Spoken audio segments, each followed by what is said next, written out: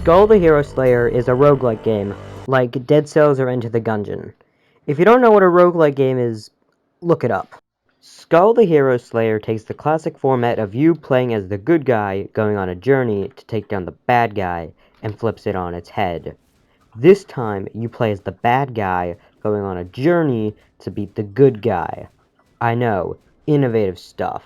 In Skul, you play as Skul, the skeleton, in order to save the Demon King from the first hero and his army after an attack on the Demon King's castle. Like I said before, not the best story, but games like Mario have proved that you don't need to have the most interesting plot in order to make a good game. All that truly matters is the gameplay. So how good is the gameplay?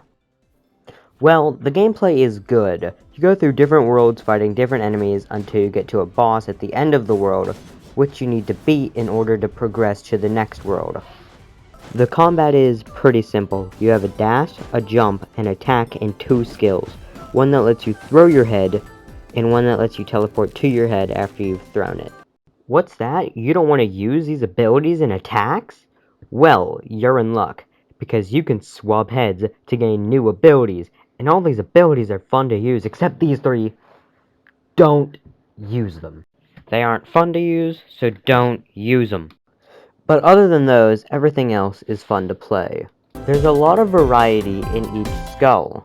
You can play as the Grim Reaper, a tree, the guy from Dead Cells, and even Kratos. Everyone's here. But there is one Skul that I believe to be superior than all the others, and that is this one, the Rider. You may be asking, why is this one your favorite Skul? And it's because of one simple reason. It's got a freaking motorcycle! You can't top a motorcycle. Come on.